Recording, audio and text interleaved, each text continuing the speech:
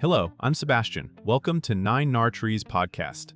Today, I will summarize and review the book. Profit First for Real Estate Investing by David Richter adapts the well-known Profit First cash management philosophy to the realities of buying, rehabbing, holding, and wholesaling properties.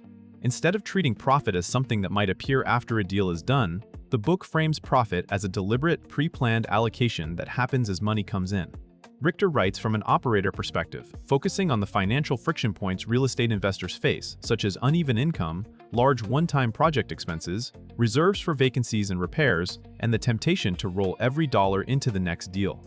The core promise is practical. By using a simple bank account structure and clear allocation rules, investors can create consistent owner pay, protect taxes, build reserves, and still fund growth. The book aims to turn scattered bookkeeping into a repeatable system that supports long-term stability, clearer decision-making, and a healthier relationship with money in a business where cash flow timing can make or break results. I will give you key takeaways from this book. Firstly, profit as a system, not an outcome.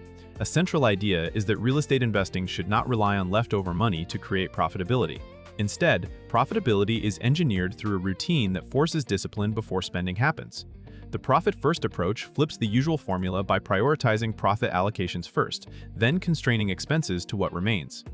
In a real estate context, this directly challenges common habits like reinvesting everything, using credit to bridge constant shortfalls, or assuming the next deal will fix the current one. The book encourages investors to define what profit means for them, such as steady owner compensation, a healthy reserve position, and the ability to weather delays. By treating profit as a required allocation rather than a hope, the investor is pushed to evaluate deals more rigorously, set clearer minimum margins, and avoid projects that only look good on paper. This mindset also changes planning. You build a business designed to produce reliable cash rather than one that constantly chases volume. The system perspective reduces emotional decision-making and helps owners see whether their operation is truly working. It also makes growth more intentional, because expansion must be funded from a structure that protects profitability rather than from constant financial strain. Secondly, bank account architecture tailored to real estate cash flow. The book emphasizes that many investors fail to manage money because everything runs through one operating account. A key solution is a set of purpose-built accounts that separate money by job. While the exact account list can vary, the concept is consistent. Incoming funds get distributed into buckets such as profit, owner pay, taxes, operating expenses, and reserves. For real estate, the reserves concept matters heavily, because projects and rentals carry predictable but irregular costs, capital expenditures, vacancy periods, property taxes, insurance renewals, and maintenance spikes. By separating these funds, the investor gains immediate clarity about what is truly available for spending and what is already committed. This approach can also be extended across strategies. A wholesaler may need accounts that stabilize uneven assignment fees, while a rehabber may need a tighter framework to prevent budget creep during renovations. The structure makes it harder to accidentally spend tax money, raid reserves, or fund acquisitions with dollars that should protect existing assets.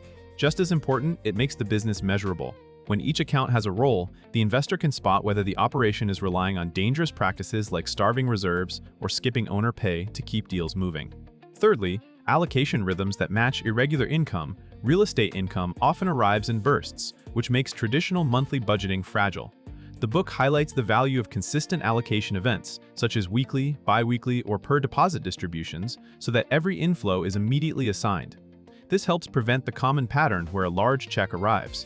Spending expands to match it, and the business later struggles when income slows.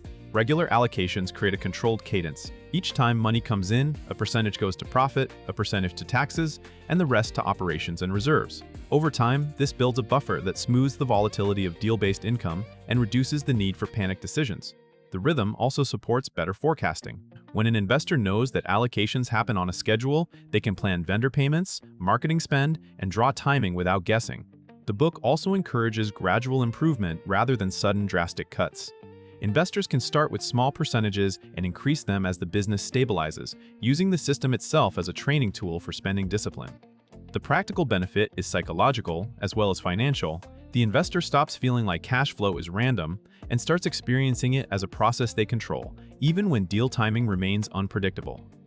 Fourthly, deal filtering and pricing with real profitability in mind. A profit-first approach changes how investors evaluate opportunities because it forces the question, will this deal still work after we allocate profit, taxes, owner pay, and reserves? The book positions this as a healthy constraint that reveals whether an operation is surviving on thin margins or optimistic assumptions.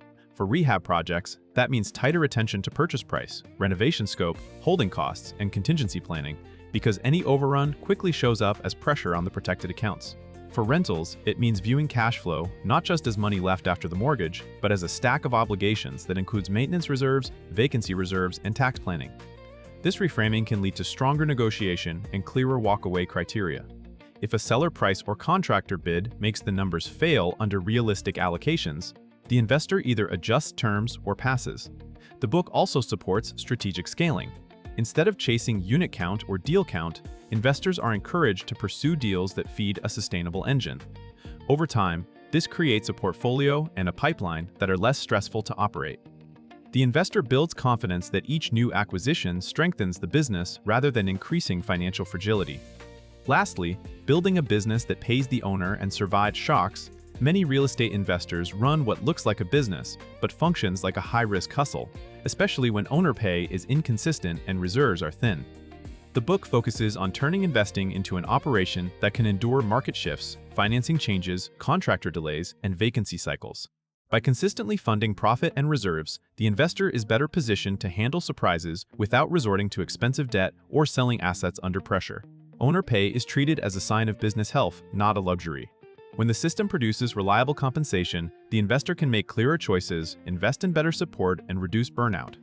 This stability can also improve relationships with lenders and partners because predictable financial management reduces the likelihood of missed obligations. Another advantage is cleaner decision-making during growth phases. When expansion has to coexist with protected allocations, the investor learns to streamline operations, reduce waste, and focus marketing and acquisition efforts where returns are strongest. The result is a more professional enterprise, one that can reinvest strategically while still rewarding the owner and maintaining a defensive posture.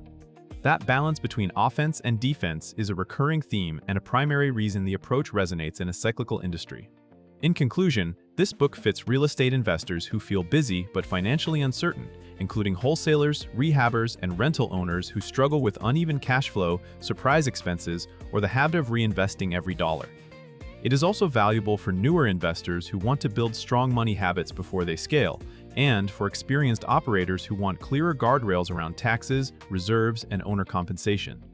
The benefit to a reader's life is practical and immediate.